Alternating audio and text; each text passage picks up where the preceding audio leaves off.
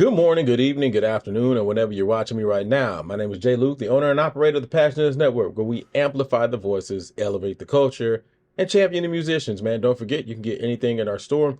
All you got to do is click on whatever you want, and you can get 30% off your purchase. All you got to do is type in HBCU band.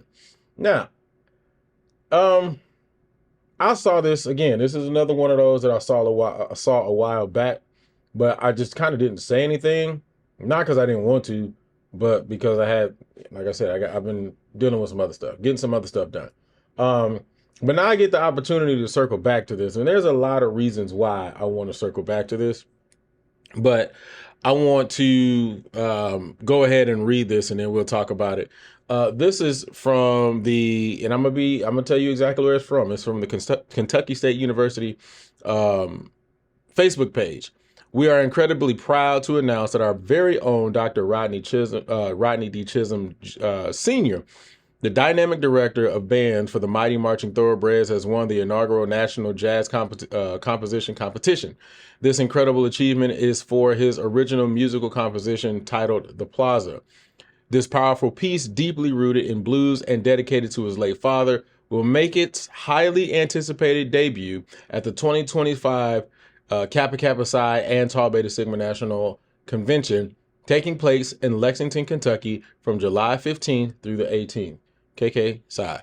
All right. It will be performed by the prestigious Kappa Kappa Psi Intercollegiate Jazz Band, comprised of top jazz musicians selected from across the nation. Dr. Chism shared the profound inspiration behind his work. The composition is a blues composition. I call it The Plaza. Me being from Memphis, Tennessee, home of the blues, birthplace of rock and roll, I wanted to submit something that has something to do with my roots and my heritage, which stems from the blues. Prior to being employed here, I lost my dad. I wrote this piece dedicated to him. He was a connoisseur of the blues, and the blues was his everything. Everything I put in it is a reminder of him. The Plaza will later be professionally recorded and made available for purchase. This milestone truly showcases the exceptional talent flourishing at KSU. So the first thing I want to definitely say, man, is shout out to you, Dr. Chisholm. So yeah, I received this information a long time ago.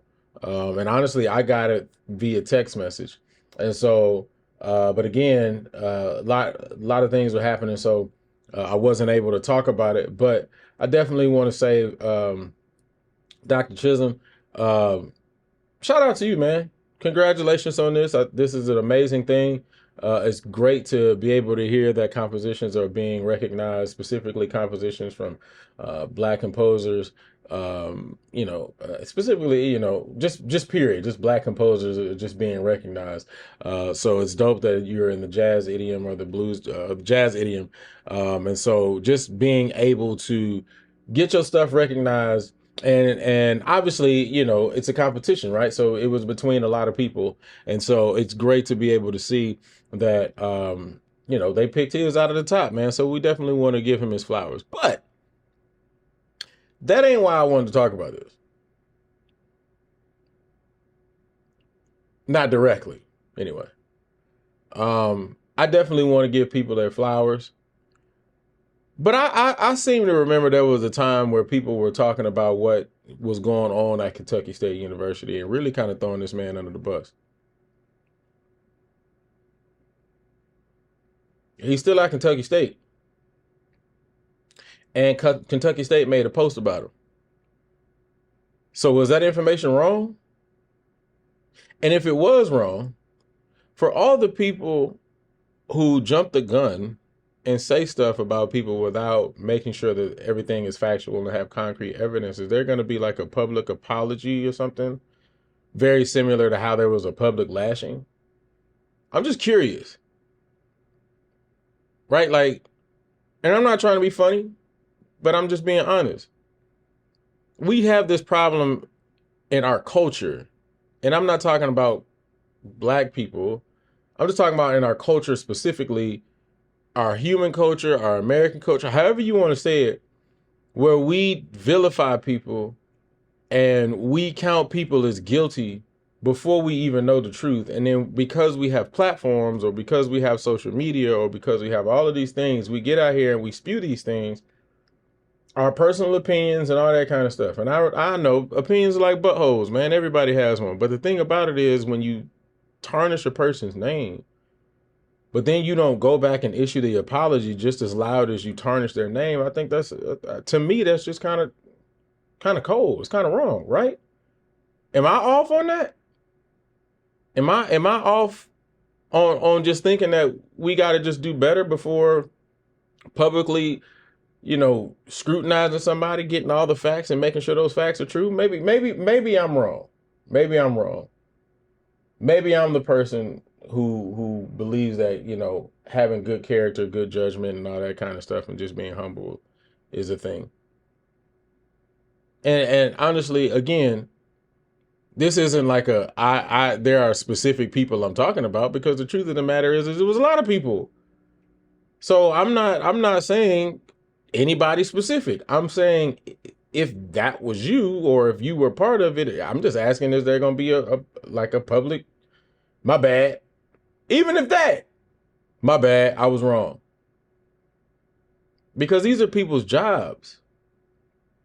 And by the grace of God, we got to give people grace. But again, he still is employed. Because what if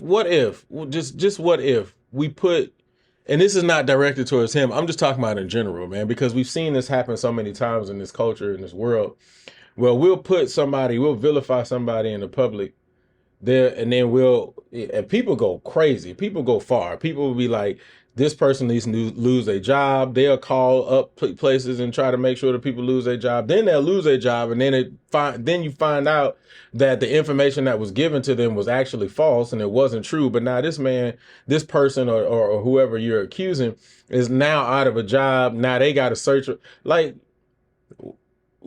we cannot do this guilty until proven innocent. I could have swore it was innocent until proven guilty. So that's the first thing that kind of jumped out at me. I told you I got this information sent to me personally. But when I saw Kentucky State posted too, I was just kind of like, all right, so they supporting them too. So apparently everything that was being said wasn't true. So what we gonna do with that information? We gonna turn around and say, hey man, my bad. That's all I'm saying, man. I again, this is not just specific to him. I think that's for everybody. We got to do better at giving people grace, man, and stop just jumping out there and jumping the gun just because we have a social media platform and some keys or a cell phone, and we can just start typing because we feel a way. Let's find out the facts first. That's all I'm saying. That's all I'm saying. And again, this isn't directed towards anybody specific. I'm just talking about us as a people. Not black people, human beings. Because if the shoe was on the other foot, man,